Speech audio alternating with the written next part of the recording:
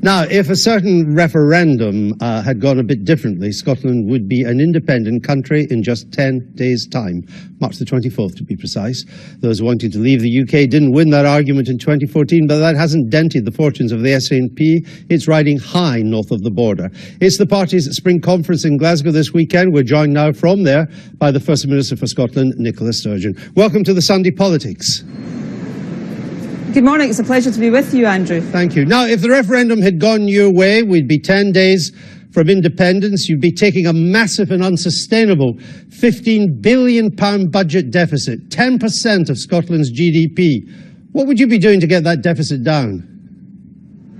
Well, we would be dealing with it in the same way that the UK dealt with its deficit in 2009-10 when they had £153 billion, 10.2% of their GDP. Countries suffer deficits, but what we would be doing is building on the underlying fundamental strengths of the Scottish economy. If you look at the last 10 years, our fiscal position has been broadly similar to the rest of the UK. Some years it has been much better than the rest of the UK's. Our onshore revenues are growing at a faster rate than the fall in offshore revenues. We've got higher employment than the UK right now, faster productivity growth. So our economy is fundamentally strong, and that would have been a very good basis on which to become an independent country. Didn't you oppose most of the efforts of the British government to get the deficit down?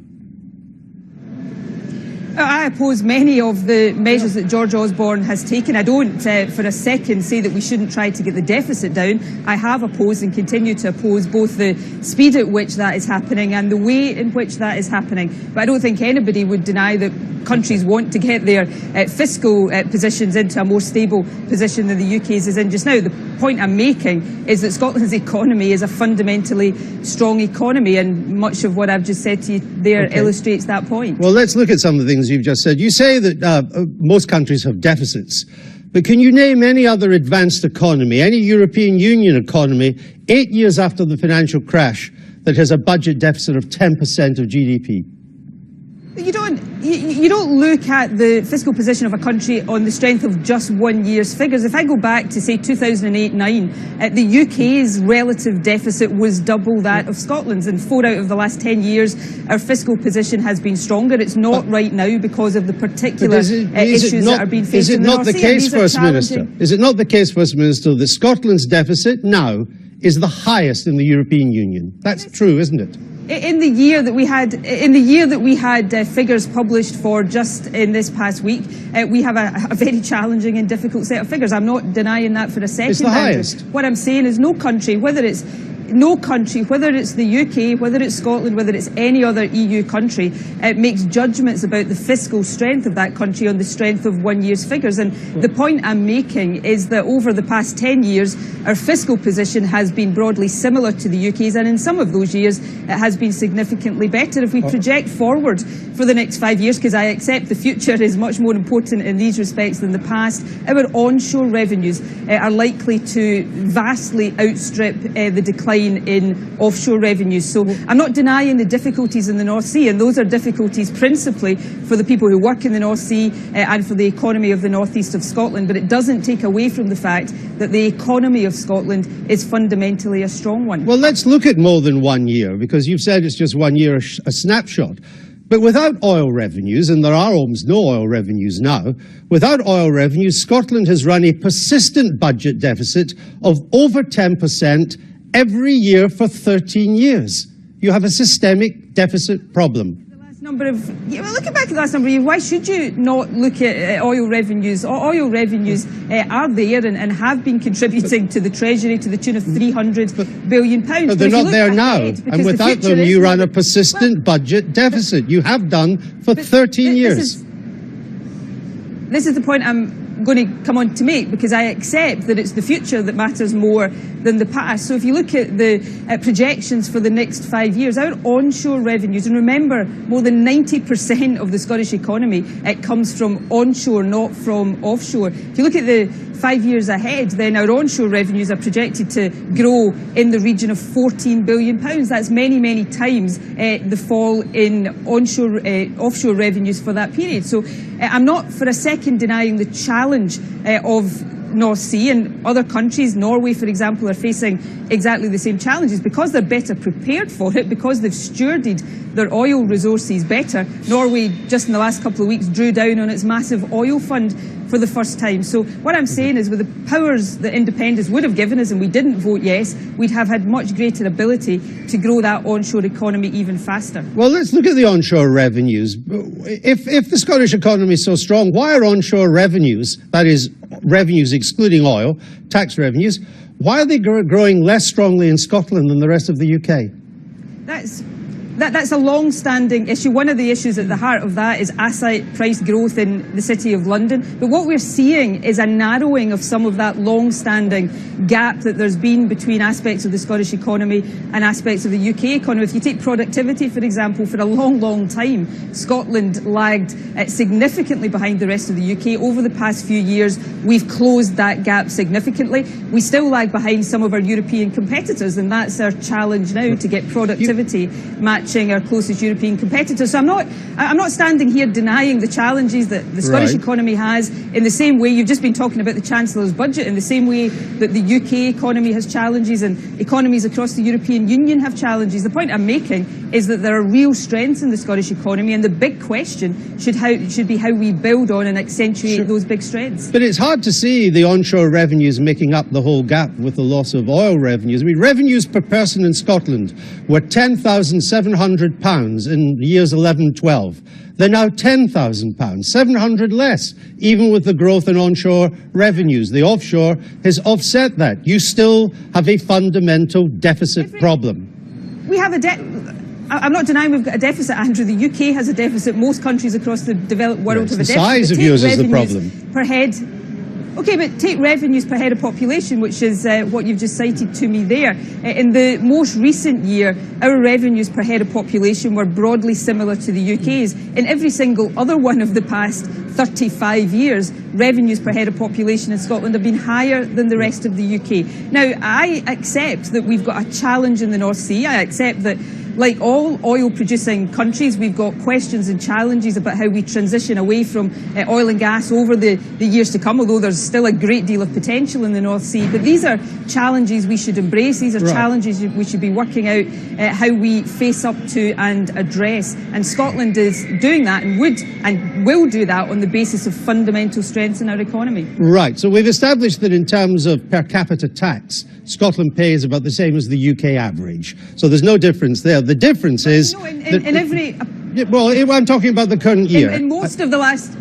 Yeah, but in the current year it's... But what I'm saying is you cannot judge the economy in 1 year. It's similar in 1 year. Right. In 34 of the past 35 years it's been higher. That's the point I was making. But we are where we are now. The reason you're running a deficit is because per capita spending is so much higher in Scotland. It's £1,400 higher public spending per person. And Westminster foots that bill. It's the difference between your tax revenues and what you spend. You wouldn't be able to do it if it wasn't for Westminster. It's a deficit. The UK is in deficit. Scotland is in deficit. The Scottish deficit is twice as big, First Minister. It's twice as big. But let me... Well, in 2008-9, the UK's deficit was twice as big as Scotland's. It will vary from year to year, but in terms of the point about per capita spending, there are very good reasons, as anybody who knows Scotland well, as you certainly do, for that difference. We have a country where 1 in 5 of our population lives in a rural and remote community. I was Health Secretary for 5 years.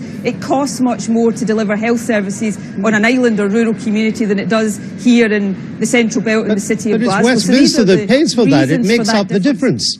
Whereas if you were independent, you would either have to raise taxes or cut spending. What would it be if you had to make that up yourself? By how much would you raise taxes and by how much would you cut spending? We set a budget in Devolve Scotland every year. We make choices. Sometimes these are tough choices. If Scotland was independent, we would do that as well. But the point I'm making to you here is that the economy of an independent Scotland would face challenges like other economies do, but we're in a fundamentally strong position. Employment is higher than any other nation in the UK right now. As I said earlier on, productivity is growing faster. We've got a number of key strengths in our economy, and one of the challenges is how we build on these strengths. strengths and get our onshore economy growing even faster. We've got a number of world-leading sectors in our economy. Let's get on with the job of growing them. But let me just look at that, because you say 1 year. The fact is that your deficit was £15 billion, even with oil revenues at £2 billion in the last financial year. This year, oil revenues are reckoned to be close to zero. So your budget deficit would get even worse. Now, I put it to you again, to cut your deficit to anything like acceptable levels, you would either have to increase tax by 16% or cut spending by 14%, or a combination of the two. What would it be? We would deal with the deficit in the same way that the UK is dealing with a deficit and dealt with a deficit in 2009-10 that was 10% of its GDP. I hope we take better decisions than some of those that George Osborne has taken, but we would be in the same position as many other countries, but we'd be in a position where we've got a fundamentally strong economy. Now, I wish Scotland had voted yes in 2014. It didn't. If it had done, we'd have spent the last almost 2 years preparing for Scotland becoming independent. The figures in GERS would not have been exactly the figures we were dealing with, because in a negotiation around independence there would have been discussions about assets and liabilities, debt interest, the share of defence spending. So that's what would have been the case if we had voted for independence. But looking ahead, Andrew, we've got a strong economy, and the challenge is how we grow it even faster. You offered Scotland independence within the EU. You accept, surely, that you wouldn't be allowed to join the European Union with a 10% deficit. You would have to agree to a Brussels austerity programme, correct? Look, we're getting into some ridiculous territory here, and we're getting into one of the most ridiculous arguments. So, well, I'll tell you if you let me finish, because Scotland wouldn't have been out of the EU. We wouldn't have been in the position of an accession state. Now, it's a bit rich, I have to say, for anybody, given where we are right now, with the prospect of being taken out of the EU looming ahead of us, for anybody to start to scaremonger about the prospects of an independent Scotland within the European Union. I mean, the truth is that with 2 weeks to go to independence, instead of increases in public spending, which you announced yesterday, not 2 weeks to go to independence, but if it had been, but if it had been, you would at the moment be looking at a list of hospitals and schools to close, nurses and teachers to sack. You would be the austerity party. That's what you would have to do. That's ridiculous. That's just ridiculous. Countries the world over have deficits and deal with those deficits. We would also have been taking on the greater powers to grow our economy, particularly our onshore economy. Italy and Greece had 10% deficits, and you know the austerity they had to go through. Come on. See, I really do think this argument starts to tip over into being completely incredible when we start to compare Scotland, with all of the strength of the Scottish economy, to countries like Greece and Italy. I've just cited figures to you about the fundamental strengths of our economy, not least the fact that we've now had the longest period of economic growth since devolution. We've got higher employment than any other part of the UK. You've said all that. Yes, we've got challenges. We're not alone in that, but Scotland has got a strong economy. If it is so strong, why do your revenues lag your spending by £2,400 per person? Why, if it's so strong, have you got such an enormous deficit? We've got a deficit like many other countries. We've got a particular issue just now because of the fall. No one has a deficit like Scotland's. We've got a particular issue because of the fall in North Sea revenues. I actually think it's not an indictment of the case for independence. It's an indictment of Westminster mismanagement, that unlike Norway, we don't have a massive oil fund to help us deal with that. They're paying for your deficit. We also have a fundamentally strong economy. Westminster's paying for your deficit, Mrs. Sturgeon. Westminster's paying for the difference for the rest of the deficit. Would you like to thank the rest of the people of the United Kingdom for making up for the deficit you've got? Westminster has got a deficit of its own. It's £1 trillion in debt. So that's not the case. No, that's not Scotland's the deficit. That's the debt, Westminster's First Minister. A deficit like other countries. That's not the deficit. I absolutely know. That's why I said debt, Andrew. I understand the difference between deficit and debt, but it has an accumulated debt of £1 trillion. It has an annual deficit, just like Scotland and many other countries do. All right. It's actually 1.5 trillion. It's even worse than you think, Minister. But thanks for joining us. See, I was being kind to them, Andrew. Well, you should be kind, because they are sending you quite a bit of money. Thank you.